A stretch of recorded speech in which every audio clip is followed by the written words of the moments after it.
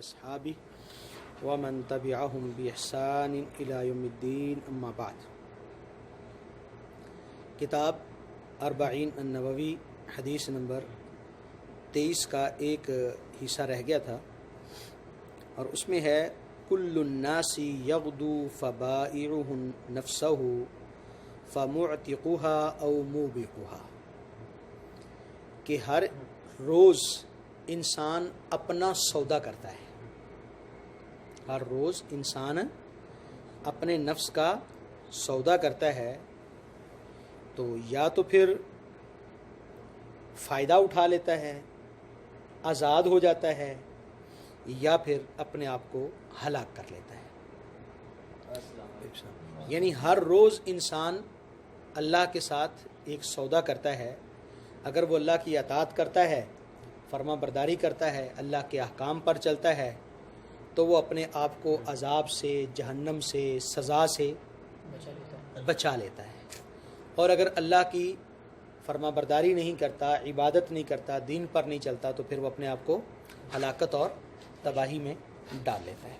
جس طرح اللہ تعالیٰ نے قرآن مجید میں فرمایا ہے کہ بے شک لوگوں نے اللہ تعالیٰ سے اللہ کے ہاں اپنی جانوں کو بیچ دیا ہے۔ وَمِنَ النَّاسِ مَن يَشْتَرِي نَفْسَهُ ابْتِغَاءَ مَرْضَاتِ اللَّهِ، اللہ کی رضامندی کے عوض میں اپنی جانوں کو بیچ دیا ہے۔ اور ایک جگہ پر اللہ تعالیٰ نے فرمایا ان اللہ اشترى من المؤمنین انفسهم واموالهم بان لهم الجنہ، کہ اللہ تعالیٰ نے مومنوں سے ان کے مال اور جانیں خرید لی ہیں جنت کے عوض میں۔ تو اب یہ جنت کیسے ملے گی؟ کہ ہم اگر اطاعت کرتے ہیں، فرما برداری کرتے ہیں، اپنا مال اللہ کے راستے میں لگاتے ہیں تو جنت، اور اگر اس سے ہٹ کر کوئی کام کرتے ہیں تو پھر جہنم کے قید خانے میں قید کر دیا جائے گا۔ ہاں جی، حدیث نمبر 24، تو یہ کافی لمبی حدیث ہے، تو اس کی عربی عبارت تو نہیں پڑھتا، اس کا ترجمہ کر دیتا ہوں، اور یہ حدیث قدسی ہے۔ عن ابی ذر الغفاری رضی اللہ تعالی عنہ عن النبی صلی اللہ علیہ وسلم فیما یرویہ عن ربہ انہ قال، حضرت ابو ذر غفاری نبی صلی اللہ علیہ وسلم سے روایت کرتے ہیں جس میں نبی صلی اللہ علیہ وسلم نے اللہ سے روایت کی ہے کہ اللہ تعالیٰ نے یہ فرمایا ہے۔ تو اس میں کیا ہے؟ یا عبادی انی حرمت الظلم علی نفسی وجعلتہ بینکم محرما فلا تظالموا، اے میرے بندو، میں نے اپنے آپ پر ظلم کو حرام کر دیا ہے اور تمہارے درمیان بھی ظلم کو حرام کر دیا ہے، بس تم ایک دوسرے پر آپس میں ظلم نہ کیا کرو۔ یا عبادی کلکم ضال الا من ہدیتہ فاستہدونی اہدکم، اے میرے بندو تم سارے گمراہ ہو سوائے اس کے جسے میں ہدایت دوں، لہذا تم مجھ سے ہدایت مانگو، تو جب تم مانگو گے اہدکم تو میں تمہیں ہدایت دوں گا۔ یا عبادی کلکم جائع الا من اطعمتہ فاستطعمونی اطعمکم،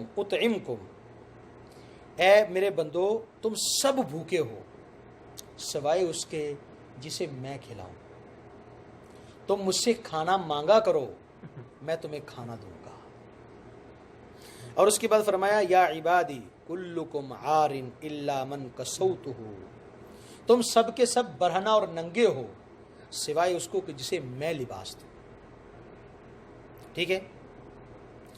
فاستکسونی اکسوکم، تم مجھ سے لباس مانگا کرو میں تمہیں لباس دوں گا۔ یا عبادی انکم تخطئون باللیل والنہار وانا اغفر الذنوب جمیعا فاستغفرونی اغفر لکم، اے میرے بندو تم دن رات گناہ کرتے ہو اور میں تمہارے سارے گناہوں کو معاف کرنے والا ہوں، میں تمہارے سارے گناہ معاف کرتا ہوں، بس تم مجھ سے معافی مانگا کرو میں تمہیں معاف کر دوں گا۔ یا عبادی انکم لم تبلغوا ضری فتضرونی ولن تبلغوا نفعی فتنفعونی، اے میرے بندو تم مجھے کوئی تکلیف نہیں دے سکتے اور تم میرا کوئی فائدہ نہیں کر سکتے.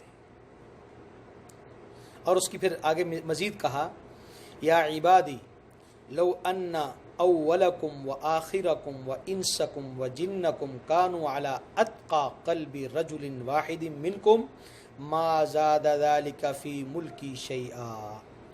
اگر تم سارے پہلے بعد والے اکٹھے ہو جاؤ، جن انسان جمع ہو جاؤ، ایک آدمی کے دل کی طرح تقوی اختیار کر لو، ایک آدمی کے دل کی طرح سارے متقی بن جاؤ، تو تم میری ملکیت میں، میری بادشاہت میں کوئی اضافہ نہیں کر سکتے.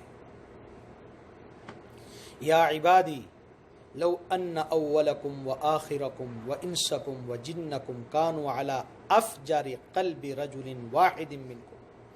اگر تم پہلے اور بعد والے انسان اور جن سارے مل کر جو سب سے گندے دل والا فاجر اور فاسق، سب سے بڑا گناہ گار آدمی ہے، اس کی طرح ہو جاؤ، ما نقص ذالک من ملکی شیئا، تو میری بادشاہت میں کوئی کمی اور نقص نہیں ہوگا. اس کے بعد فرمایا اے میرے بندو، لو ان اولکم وآخرکم وانسکم وجنکم قاموا فی صعید واحد فاسألونی فاعطیت کل واحد ما سألتہ ما نقص ذلك مما عندي الا كما ينقص المخيط اذا ادخل البحر. اگر سارے پہلے بعد والے انسان جن سارے ایک میدان میں جمع ہو جائیں اور اپنی اپنی مرضی کا اللہ سے مانگیں، جو بڑے سے بڑی چیز مانگ سکتا ہے مانگے، اور میں سب کو اس کی مرضی اور مانگ کے مطابق دے دوں، تو میرے خزانے میں نہیں کوئی بھی کمی ہوگی مگر اتنی جتنی کوئی شخص سمندر میں سوئی ڈال دے تو اس سے جتنا پانی ساتھ آتا ہے، جس طرح اس میں کوئی کمی نہیں ہوتی، اس طرح میرے خزانوں میں کوئی کمی نہیں ہوگی اگر سب کو دے دوں.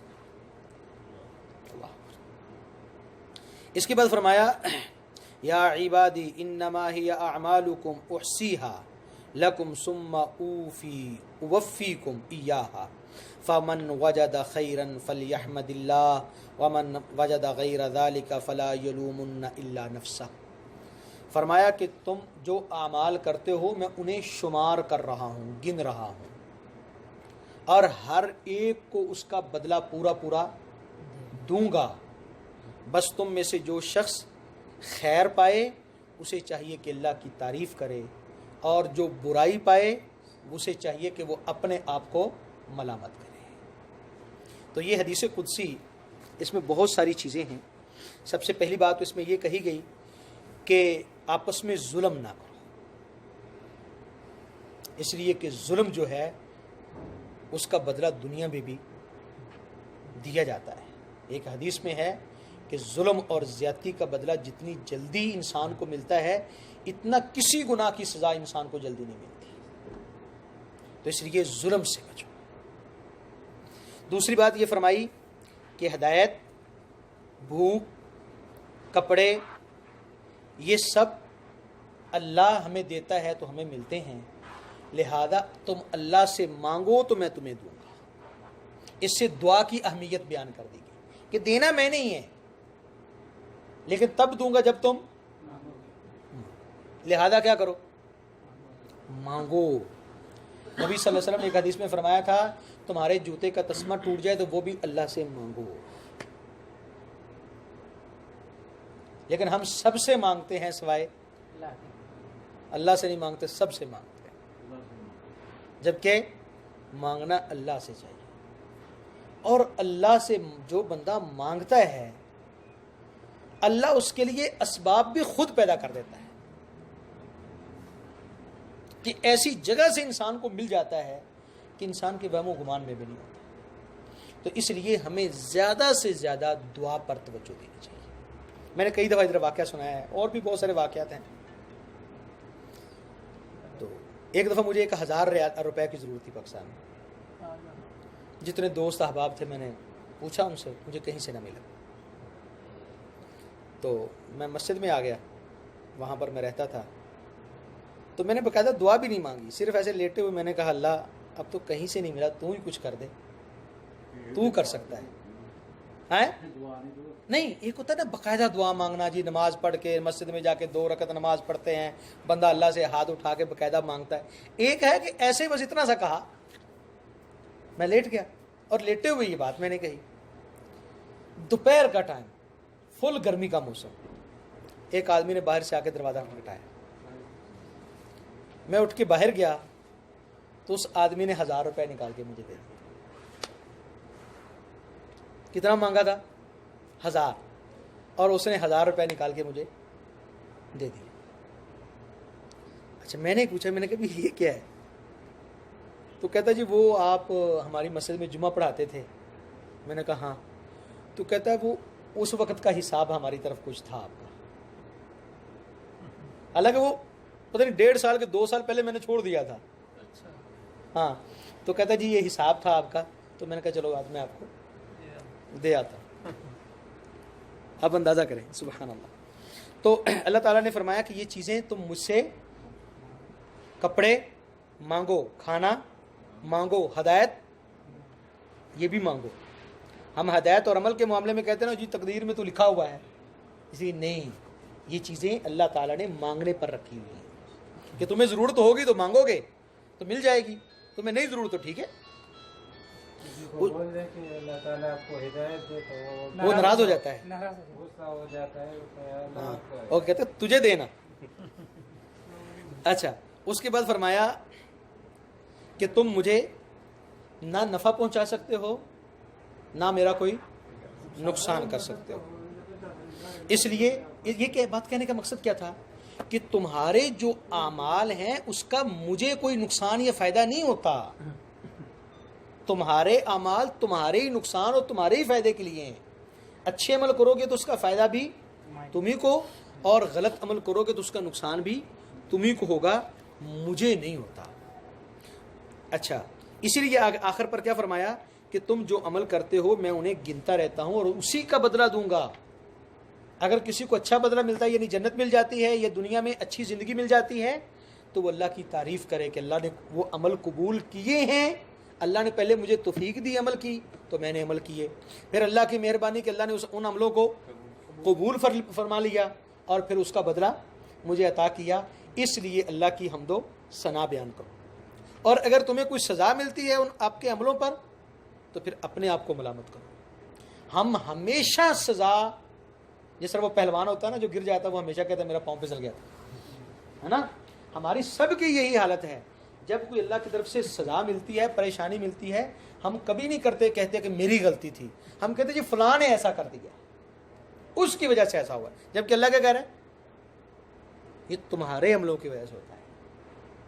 اور اسی طرح اللہ رب العزت نے کیا فرمایا کہ تم لوگوں سے تو مانگتے ہو جن کے بیچاروں کے پاس کچھ ہوتا ہی نہیں ہے، 1 دفعہ مانگ لو 2 دفعہ مانگ لو تو ناراض ہو جاتا ہے. میرے پاس اتنے خزانے ہیں کہ سب کو دوں تو پھر بھی اس میں کمی نہیں ہوتی، پھر مجھ سے ہی مانگ لو نا، پھر کسی اور سے کیوں مانگتے ہو. اور اس میں ایک بات اور سمجھ آئی، وہ یہ بات آئی کہ جب اللہ کے پاس اتنے خزانے ہیں تو پھر اللہ نے غریب کیوں پیدا کیے؟ سب کو دے دے، سب عیاشی سے کھائیں. ہاں تو پھر یہ سسٹم نہیں چلتا. اللہ تعالیٰ نے خود قرآن مجید میں فرمایا ہے کہ میں نے آپ کو جو اوپر نیچے بنایا ہے نا، کسی کو امیر، کسی کو غریب، کسی کو طاقتور، کسی کو کمزور، کسی کو علم والا، کسی کو جاہل، یہ جو اوپر نیچے میں نے بنایا ہے یہ سسٹم چلانے کے لیے. اور پھر آپ دیکھیں اللہ تعالیٰ نے پیسہ کمانے کی جتنی صلاحیتیں ہیں زندگی گزارنے کے لیے، کوئی دنیا کا شخص نہیں جس کو ساری دی ہوں اور کوئی شخص نہیں جس کو کوئی بھی نہ دی. کسی کو پیسہ دیا، کسی کو عقل دی، کسی کو علم دیا، کسی کو طاقت دی، کسی کو بھی اس سے محروم نہیں رکھا اور کسی کو بھی یہ سب کچھ نہیں دیا کہ وہ اکیلا ہی فیکٹری چلا رہا ہو، فیکٹری بنائے اور اکیلا ہی اس کو چلانا شروع کر دے. یہ بات ممکن نہیں ہے. تو اللہ تعالیٰ نے یہ سلسلہ دنیا کا نظام چلانے کے لیے بنایا ہے. یہ نہیں ہے کہ ہم اللہ کی نظر میں کوئی حقیر تھے تو اس لیے اللہ نے اس چودھری صاحب پر تو بڑی مہربانی فرما دی اور ہمیں مصیبت میں ڈال دیا. نہیں, اگر مجھے پیسہ نہیں نہ دیا تو مجھے عقل دی ہے. اگر میرے پاس عقل نہیں ہے تو مجھے طاقت دی ہے. اب جتنا مزدور کام کرتے ہیں پیسے والا کر سکتے ہیں؟ اللہ نے اس کو طاقت جان بوجھ کے دی ہے ایک سسٹم کے تحت, اور اس کو پیسہ دیا ہے اور طاقت نہیں دی کہ طاقت کے کام کے لیے اس کا محتاج ہو, یہ پیسے کے لیے اس کی خدمت کرے, وہ اس کی منت سماعت کرے کہ بھائی میری فیکٹری بند پڑی آ کے چلاؤ. اگر آپ کو ہماری یہ ویڈیو پسند آئی ہے تو چینل کو لازم سبسکرائب کریں اور نیکسٹ ویڈیو کے لیے بیل آئیکن کو کلک کریں. جزاکم اللہ.